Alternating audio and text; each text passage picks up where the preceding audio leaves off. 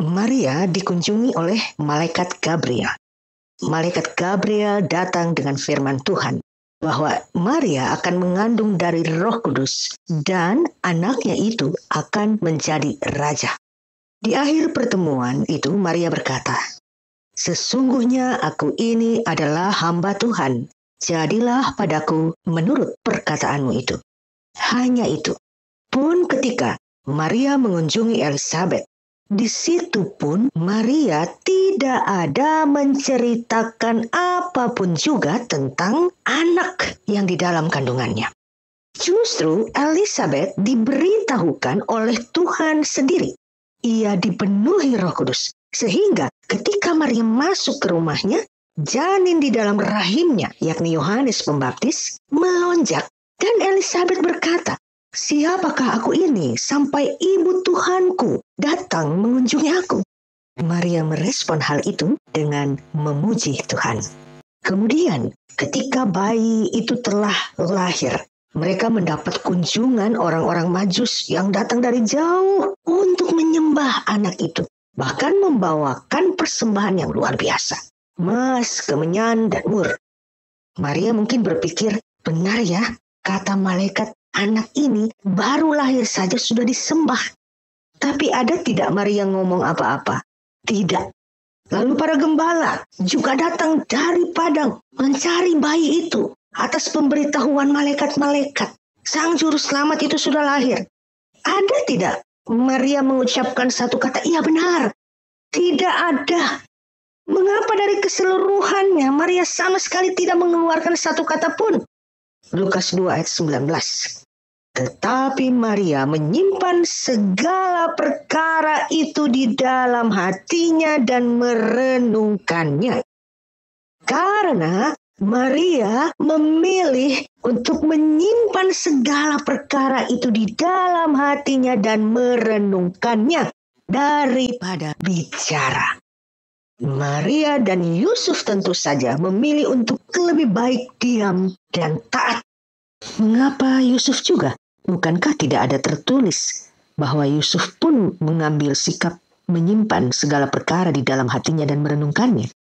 Secara eksplisit memang tidak tertulis, tetapi kepribadian Yusuf dengan jelas tersampaikan saat ia mengetahui Maria mengandung dan ia belum tahu bahwa itu dari Roh Kudus. Ia bermaksud untuk berpisah dari Maria. Tetapi perhatikan, ia tidak mau melakukannya dengan cara mempermalukan Maria. Di situ jelas baik Maria pun Yusuf, dua-duanya adalah pribadi-pribadi yang tahu apa yang dapat dikatakan kepada orang dan apa yang tidak harus diketahui oleh orang lain. Mereka berdua memilih untuk diam dan taat. Sambil menjalani seluruh proses Tuhan di hidup mereka selaku orang tua dari anak ini. Tidak satu kali pun mereka memberi kesempatan kepada iblis untuk masuk ke hidup mereka karena mulut mereka sendiri. Bapak Ibu, iblis tidak menjadi tahu bahwa sang Mesias itu sudah lahir dari mulut Maria atau Yusuf.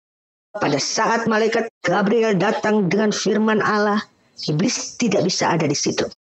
Lalu iblis tahu dari mana? Iblis yang tidak maha tahu ini tahu dari mana?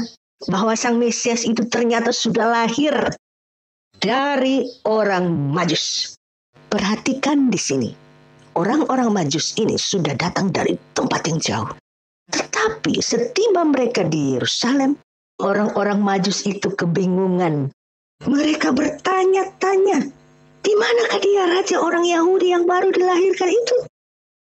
Mereka itu disesatkan iblis untuk supaya mereka bertemu Herodes. Itu pekerjaan iblis. Karena setelah tahu dari orang-orang Majus tentang raja orang Yahudi ini sudah lahir berdasarkan bintang yang mereka prediksi, mereka mau masuk ke Yusuf dan Maria tidak bisa. Mereka tidak bisa masuk untuk mulai merusak melalui kedua orang tuanya. Karena Maria dan Yusuf memilih diam dan taat. Maka iblis menggunakan penguasa saat itu. Ia buat orang Majus itu harus ketemu Herodes. Dan lewat Herodes ia mulai langkah pertama. Bunuh anak-anak di bawah umur 2 tahun. Perhatikan, pembunuhan anak-anak di bawah umur 2 tahun menunjukkan dan membuktikan bahwa iblis tidak tahu yang mana dan di mana bayi Mesias itu. Kalau orang-orang Majus itu setelah bertemu dengan bayi Yesus kembali ke Herodes, barulah di situ mereka tahu yang mana bayi Mesias itu. Tetapi kepada orang-orang Majus, malaikat datang mengatakan jangan kembali ke Herodes, tetapi langsung pulang ke negeri mereka. Tidak ada yang tahu, termasuk iblis. Anda percaya bahwa kalau iblis tahu anak Maria dan Yusuf itu adalah Mesias, iblis akan selama 30 tahun? Pikir. Banyak tulisan, banyak spekulasi tentang mengapa kabar Yesus sejak kelahirannya hingga usia 8 hari saat penyunatan. Setelah itu hanya muncul 1 kali, yakni saat Yesus berumur 12 tahun. Selebihnya, tidak ada sama sekali catatan tentang Yesus hingga saat tiba waktunya ia memulai pekerjaan yang dipercayakan Bapa kepadanya, yakni di usianya yang ke-30 tahun. Saya tidak mau berspekulasi ini dan itu. Saya berdasar pada apa yang tertulis di dalam Alkitab, bahwa itu karena Maria dan Yusuf memilih untuk diam dan taat. Mereka tidak mempercakapkan bagaimana malaikat Tuhan datang kepada mereka, menyatakan bahwa ini anak adalah dari Roh Kudus, bahwa ini anak akan menjadi raja. Tidak pernah. Mereka tidak menceritakan kepada masyarakat bahwa ketika bayi anak ini dikunjungi orang-orang Majus, para gembala datang karena mereka mendapat pemberitahuan dari malaikat-malaikat. Tidak. Kalau itu mereka lakukan, pasti kabar itu sudah sampai di telinga Herodes. Herodes pasti sudah mengambil tindakan terhadap anak itu dalam kurun waktu 30 tahun yang sunyi itu.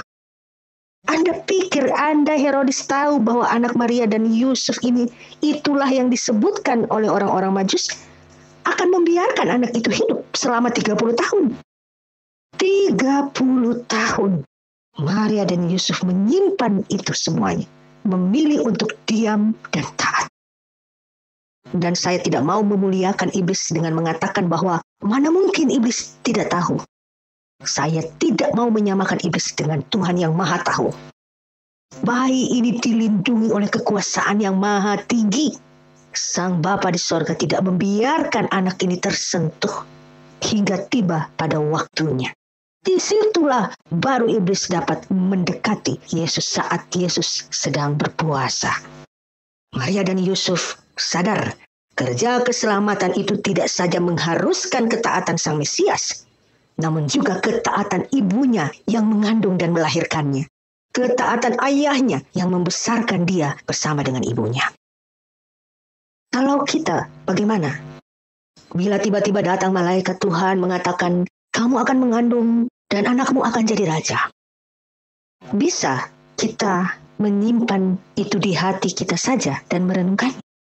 Bisa kita berdiam diri hingga anak itu benar-benar menjadi raja. Baru dikabarkan demikian, angkat telepon. Hei, saya mau mengandung, katanya anakku mau jadi raja. Telepon ke teman, telepon ke sana, telepon ke sini, buat status. Belum ada produk, sudah iklan. Saya diizinkan Tuhan untuk mengenal satu pribadi yang tidak pernah saya ketemu secara fisik, tetapi menjadi saudara di dalam Tuhan melalui media Facebook. Selama saya berteman Facebook yang sudah 15 tahun sejak awal-awal saya mulai menggunakan Facebook, tidak pernah satu kali pun saya melihat beliau membagikan kisah atau penyampaian bahwa anaknya kuliah di mana. Tidak pernah. Pun jika ada yang bersifat pribadi itu hanya berupa foto-foto keluarga. Tapi tidak ada caption, tidak ada kata-kata, anak saya ini kuliah di sini. Atau semoga sukses ya nak kuliahmu. Tidak pernah. Tiba-tiba saya kaget muncul postingan dari beliau. Ia berdiri bersama istri dan anaknya. Dan di latar belakang ada tulisan dari universitas. Lulus dengan predikat terbaik cum laude kedokteran. Hanya ketika sudah sukses, baru ia membagikan tulisan itu. Dan itu pun bukan dia sendiri yang menulisnya. Ada di latar belakang di mana mereka berfoto. Umumnya bagaimana? Baru mau bangun rumah, mulai bagikan. Puji Tuhan, gitu. Bagikan foto-foto pembangunan awal. Awal-awal foto-foto itu masih lancar dibagikan. Masuk tahun, lama-lama tidak ada lagi foto-foto itu. Rumah tidak jadi-jadi. Awal-awal anak mau kuliah, apalagi kalau mau keluar negeri, mulai dari awal. OTW Los Angeles. Semoga sukses ya nak. Awal-awal masih ada kabar, lama-lama hilang. Tidak selesai studi. Ada kabar baik, ada tujuan baik yang hendak dicapai, kita sudah bicara. Demikianlah terkadang kita lebih dulu iklan, produknya belum ada. Iblis tidak maha tahu. Jadi jangan beritahu iblis. Adalah ungkapan yang berarti bahwa tidak semua hal harus diketahui orang banyak. Tidak semua hal harus dipublikasikan.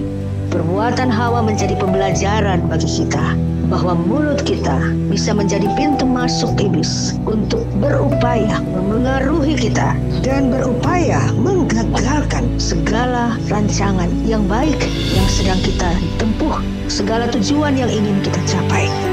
Kita belajar dari Bunda Maria yang menyimpan segala perkara di dalam hatinya dan merenungkannya. Ia menyerahkan hidupnya sepenuhnya kepada kedaulatan Allah.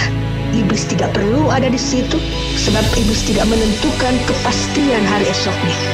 Dia tidak memberi ruang kepada iblis untuk sedikit pun ambil bagian dalam pencapaian tujuan yang dipercayakan Tuhan kepadanya. Ada waktu untuk berdiam diri. Ada waktu untuk berbicara. Terpujilah Tuhan Yesus. Haleluya.